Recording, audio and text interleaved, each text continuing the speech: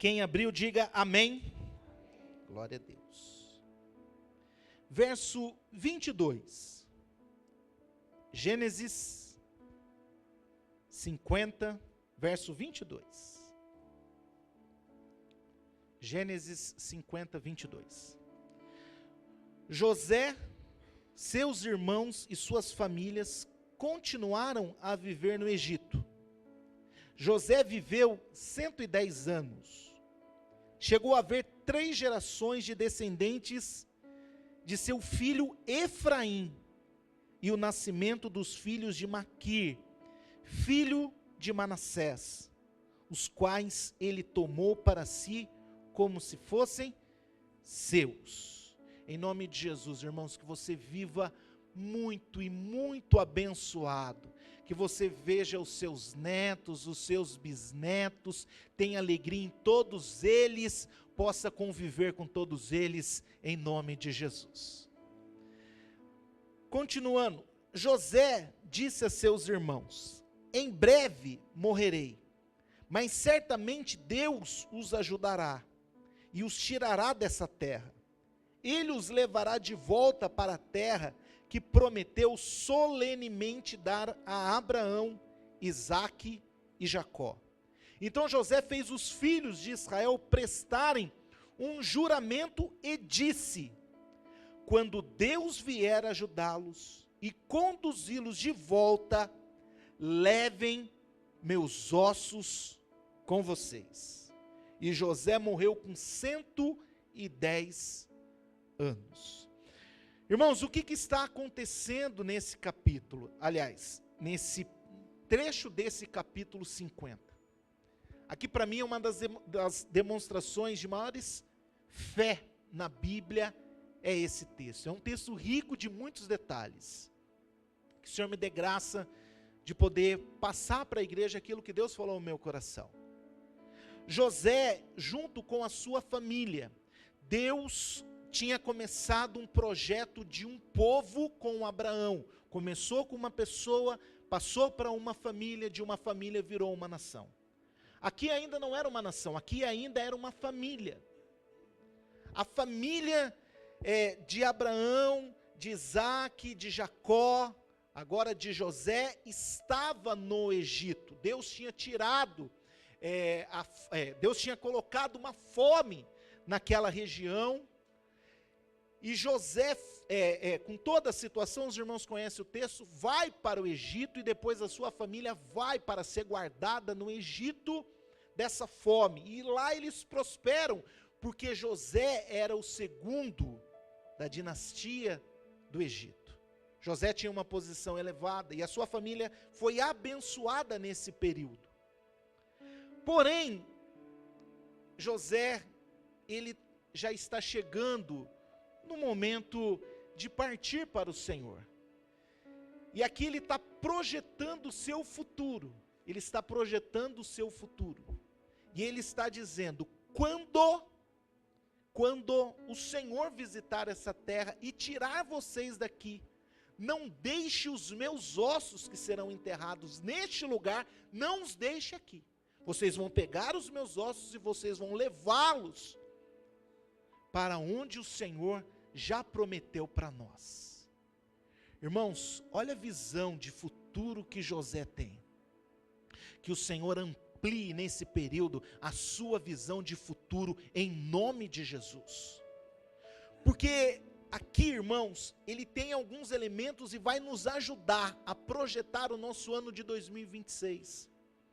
Porque esse período que nós vamos entrar de dezembro, irmãos, é um período mais reflexivo para nós. Nós começamos a pensar como é que foi o nosso ano de 2025, nós começamos a pensar nas vitórias, mas também vem alguns momentos difíceis que nós passamos, e para alguns, até mesmo falar de 2026 é difícil, porque o cenário, para alguns irmãos, para algumas famílias, não são fáceis. Mas então vem José e nos ensina a como projetarmos no Senhor. Em primeiro lugar, irmãos, ele está vivendo a promessa que Deus tinha para Israel, nesse período de ir para Canaã? Não. Ele não está vivendo esse período, ele está no Egito. Ele está vivendo a bênção que Deus tinha para ele, mas ele está no Egito. Mas aqui, irmãos, ele não vai projetar segundo o que ele está vivendo. Quando você colocar um alvo nessa sua cartela do projetando, não se baseie no que você está vivendo hoje. Não se baseie nisso. Pastor, eu estou vivendo essas limitações, então nem vou mais colocar pedidos nessa área porque já existe uma limitação. Não faça isso. Coloque de acordo com o que José fez. O que José fez? Ele projetou em Deus, através da palavra de Deus, o que ele queria viver. Irmãos, se eu perguntar, todos nós queremos viver um ano abençoado de 2026. Todos nós. Ninguém é doido de dizer, não, eu quero viver um ano de 2026 com muita dificuldade. Não, quero, olha, cada passo quero que meu dedo enrosque na porta. Não, irmãos. Que cada quina o meu dedinho encontre. Ninguém quer isso. Nós queremos um ano abençoado. Mas então como ser abençoado se algumas áreas não estão sendo abençoadas? José poderia não estar vivendo o que Deus tinha para uma nação em Canaã. Ele poderia não estar vivendo naquele momento, mas o coração dele já estava lá. Irmãos, coloque o seu coração na promessa de Deus, não no que está acontecendo hoje. Isso aqui é um ato de fé tão maravilhoso. Ele chamou os filhos de Israel dizendo, eu vou morrer aqui, vou ficar aqui. Mas olha, quando Deus fizer algo para vocês, porque vai fazer, vocês não vão me deixar aqui. Eu não estarei, mas os meus ossos estarão. E você vai pegar os meus ossos, e você vai levar os meus ossos para a terra de Canaã, porque Deus vai te ajudar. Isso é tão maravilhoso, irmãos. A Bíblia diz assim, ele está falando, Deus os ajudará, verso 24, em breve morrerei, né? Ele está falando a realidade dele, mas certamente Deus os ajudará. Irmãos, sabe quem vai nos ajudar em 2026? Diga comigo, Deus. Diga para o seu irmão, Deus vai te ajudar em 2026. Deus vai te ajudar. Deus nos ajudará. Olha que coisa maravilhosa. O projetando dele, o projeto do futuro dele foi baseado em que Deus vai me ajudar. Irmãos, Deus vai te ajudar com essa situação que você está passando hoje. Ela não vai ser a sua realidade em 2026. Diga amém. Em nome de Jesus. Que toda enfermidade caia por terra mesmo. Por quê, pastor? Porque Deus vai nos ajudar, irmãos. Deus nos ajudará. E aqui ele está falando de uma forma tão convicta, e ele está se baseando numa promessa. Então, em primeiro lugar, não coloque o seu projetando naquilo que você está vivendo hoje. Coloque o seu projetando com o coração em Deus. Segundo, se baseie na palavra de Deus. Abra comigo, irmãos, a sua palavra, lá em Gênesis 17. Gênesis 17. Ele vai se basear nessa palavra.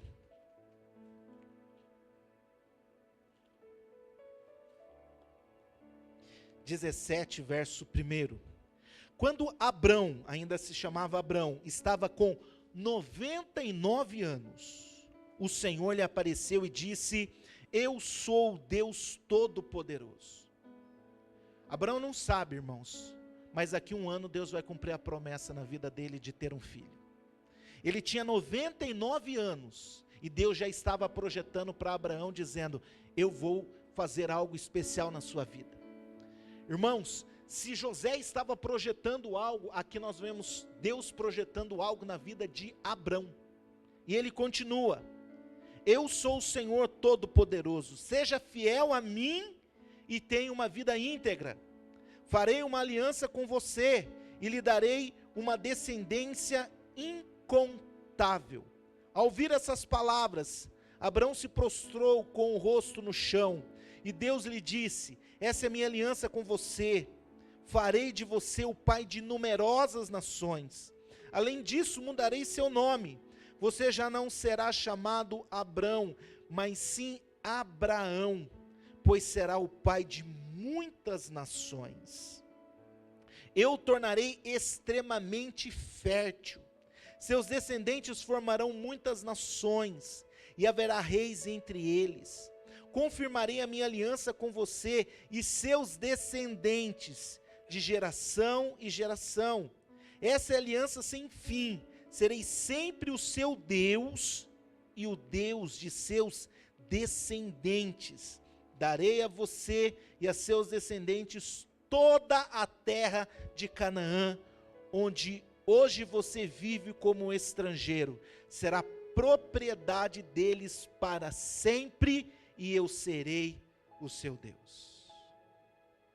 Deus deu essa promessa para Abraão quando faltava um ano para um dos maiores milagres registrados na Bíblia acontecer. Abraão tinha 100 anos, quando gerou um filho, de Sara, a sua esposa, que tinha mais de 90 anos. Como isso é possível, pastor? De verdade, irmãos, não sei. Pela graça de Jesus, chegaremos nos céus, encontraremos o Senhor nosso Deus e perguntaremos para Deus: Deus, como isso foi possível? Eu não sei como Deus fez. Eu também não sei como Deus vai fazer os milagres na sua vida. Eu só sei uma coisa: Deus é poderoso para fazer e fiel para realizar, irmãos. O como, eu não sei. De quem nós estamos falando? A esse todo o crédito, porque ele pode fazer. E ele disse para Abraão: Abraão, você vai mudar até de nome. Você vai mudar de nome.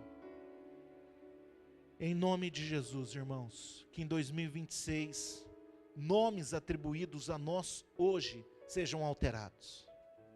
De doente para curado.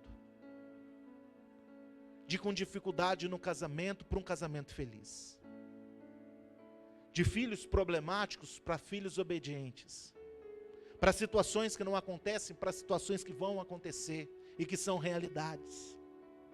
Deus muda o nome de Abraão dizendo: eu vou te dar muitos filhos, você vai ser fértil por demais, Abraão.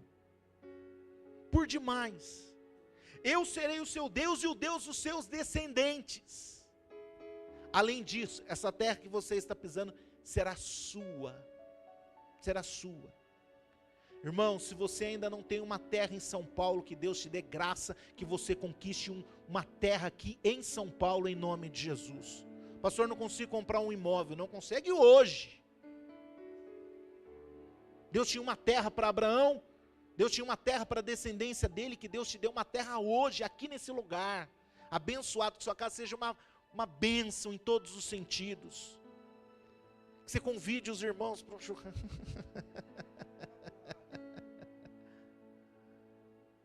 porque Deus tem isso para nós, porque Deus tem. Quando José fala sobre o projeto dele, ele está dizendo: Deus já tem uma promessa, e o meu coração está baseado nessa promessa. Nós estamos aqui no Egito hoje, uma terra que não fala da promessa de Deus, mas vai chegar o dia que Deus vai te ajudar, e você vai viver toda a promessa de Deus.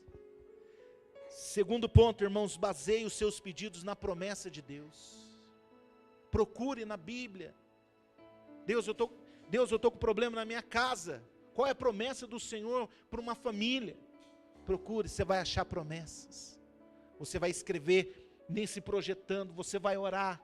E quando você for orar, você clama dizendo: Deus, o Senhor disse que todas as famílias da terra seriam abençoadas por Abraão. Então a minha vai ser abençoada também. Então a minha vai ser abençoada. Pastor, eu estou com dificuldade em tal área, preciso de uma porta aberta. Procure um texto, irmãos, que diz, são vários, né? Que Deus abriu portas, que Deus deu novos momentos, novos começos, novas realidades, novas oportunidades. Pastor, eu preciso ser curado nessa área. Procure textos que diz de cura do Senhor, coloque, marque, grife na sua palavra. Eu vi uma vez o testemunho de uma irmã, ela passou por uma enfermidade, pegou uma Bíblia, passou por uma enfermidade difícil, chegou na livraria da igreja, comprou uma Bíblia nova. No dia que ela soube de tudo isso, chegou na casa dela e falou: Deus, eu vou ler a Bíblia de novo. E em toda parte que tiver uma cura do Senhor, eu vou grifar. E eu vou continuar orando, dizendo: isso também vai acontecer na minha vida. Olha, irmãos, olha que coisa maravilhosa. Faça isso. Não precisa comprar uma Bíblia, faça isso com a sua. Coloque um projeto, dia 1º de janeiro eu vou ler a Bíblia inteira, um ano de leitura, e tudo que falar comigo eu vou grifar. Eu não tenho esse hábito na minha Bíblia. Eu não faço isso na minha Bíblia aqui, de pregação. Talvez você fale: pastor, eu não quero grifar minha Bíblia que eu trago para a igreja. Grife uma que fique na sua casa. Você grifa, escreve, rabisca, pinta, para você se lembrar da promessa de Deus. Deus tem uma promessa maravilhosa sobre nós, irmãos. E eu estou indo para o final da palavra. Abre comigo agora em Êxodo, capítulo 13. Êxodo, capítulo 13. Verso 17, só para a gente entender o contexto. Êxodo 13, 17.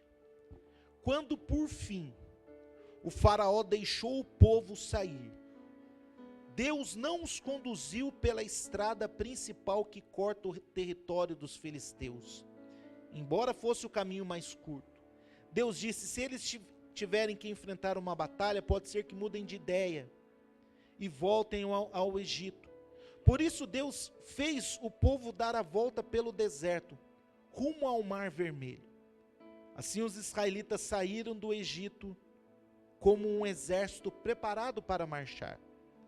Moisés levou consigo os ossos de José, pois José havia feito os filhos de Israel jurarem, dizendo: Deus certamente virá ajudá-los. Quando isso acontecer, levem meus ossos daqui com vocês.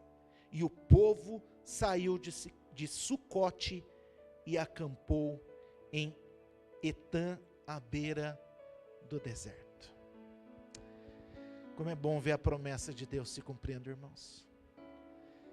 Lá com José profetizou: Deus vai ajudar. E Moisés está vivendo agora a ajuda de Deus, o poder de Deus. Não se esquece da promessa, pega os ossos de José e parte para a terra da promessa. Que assim seja conosco, irmãos. Se baseie mesmo no Senhor.